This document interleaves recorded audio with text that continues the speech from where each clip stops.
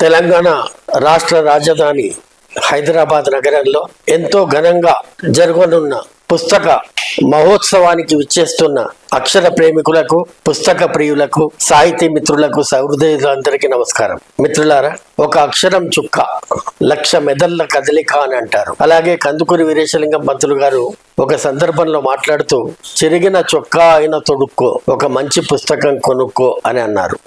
అలాగే పలానా పుస్తకం చదివి నేను కమ్యూనిస్టునయ్యాను అని ఒకరు, పలానా పుస్తకం చదివి నేను హేతువాదినయ్యాను అని ఒకరు, పలానా పుస్తకం చదివి నేను గాంధేయవాదినైనానని ఒకరు, వివిధ తాత్విక దృక్పథాలు, వివిధ భావధారలు ప్రవహించడానికి మౌలికమైన సాధనం, ఆయుధం పుస్తకం. నా మాటకొస్తే పుస్తకాలు మలిచిన జీవితం నాది.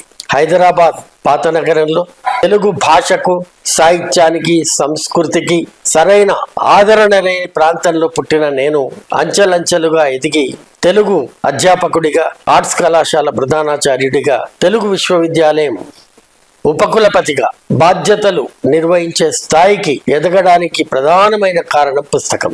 చిన్నప్పటి నుంచి పాత నగరంలోని భారత గుణవర్ధక సంస్థ గ్రంథాలయానికి వెళ్ళి పోటీలు పడి నేను నా తోటి మిత్రులము ఎన్ని రోజుల్లో ఒక పుస్తకం పూర్తి చేస్తాం, ఎన్ని పుస్తకాలు చదువుతాం అని అలా ఒకరిపై ఒకరు పోటీతో చదువుకోవడం ద్వారా చాలా జ్ఞానం లభించింది.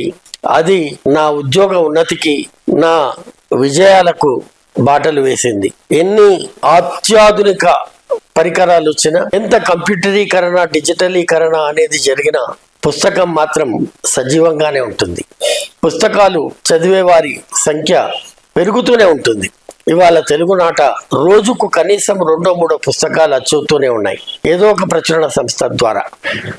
వివిధ ప్రచురణ సంస్థలు ఇచ్చిన నివేదికలను బట్టి చూసినప్పుడు ఏదో ఒక పుస్తకము అచ్చవుతూనే ఉంది, ఆదరణ పొందుతూనే ఉంది, జనాదరణ పొందుతూనే ఉంది.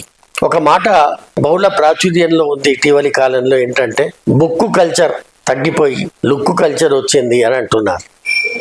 పుస్తకాలు చదవడం మానేసి కంప్యూటర్ ముందు కూర్చొని, ల్యాప్టాప్ల ముందు కూర్చొని, ఐప్యాడ్ల ముందు కూర్చొని ఉంటున్నారు నేటి తరం అని మాట వింటున్నాం. కానీ నేటి తరం కూడా పుస్తక పఠనం పైన ప్రేమను వదులుకోలేదు అని అనేక మంది పిల్లల్ని చూసినప్పుడు, వారితో మాట్లాడినప్పుడు తెలుస్తుంది. అట్లాగే ఇప్పుడు హైదరాబాద్లో జరుగుతున్న ఈ పుస్తక మహోత్సవంలో పిల్లల కోసం, యువకుల కోసం, సీనియర్ సిటిజన్ల కోసం, పెద్దవాళ్ళ కోసం అన్ని వయసుల వారికి పనికొచ్చే పుస్తకాలు, సామాజిక, ఆర్థిక, రాజకీయ, వైజ్ఞానిక, మనోవికాస గ్రంథాలు, ఆయుర్వేదం, జ్యోతిషం లాంటి శాస్త్ర గ్రంథాలు, విజ్ఞాన శాస్త్ర గ్రంథాలు ఇవన్నీ కూడా ఒకే చోట, ఒకే ప్రాంగణంలో లభ్యం కావడం వలన పుస్తక ప్రియులకు తమ దాహం, జ్ఞాన తృష్ణ తీర్చుకోవడానికి అవకాశం లభిస్తుంది. కాబట్టి ప్రతి ఏటా పట్టు విడవకుండా ఈ పుస్తక మహోత్సవాలను నిర్వహిస్తున్న కార్యనిర్వాహక కమిటీ సభ్యులైన మిత్రులందరికీ హృదయపూర్వకంగా నేను అభినందనలు, ధన్యవాదాలు తెలియజేస్తున్నాను. అట్లాగే ఎంతో ఉత్సాహంతో వేలాది సంఖ్యలో ప్రతి ఏటా ఈ పుస్తక మహోత్సవానికి వస్తున్న అక్షర ప్రేమికులకు, పుస్తక ప్రేమికులకు నేను శుభాకాంక్షలు తెలియజేస్తున్నాను. ఈ హైదరాబాద్ పుస్తక మహోత్సవం విజయవంతంగా పూర్తి కావాలని, అన్ని వయసుల వారికి కావలసిన, అన్ని రకాల ఆసక్తులు కలిగిన వారికి, అభిరుచులు కలిగిన వారికి కావలసిన పుస్తకాలను ఈ పండుగలో జనానికి అందాలని మనస్ఫూర్తిగా ఆకాంక్షిస్తున్నాను, కోరుకుంటున్నాను. ఈ పుస్తక మహోత్సవం విజయానికి ఆకాంక్షిస్తున్నాను. నమస్కారం.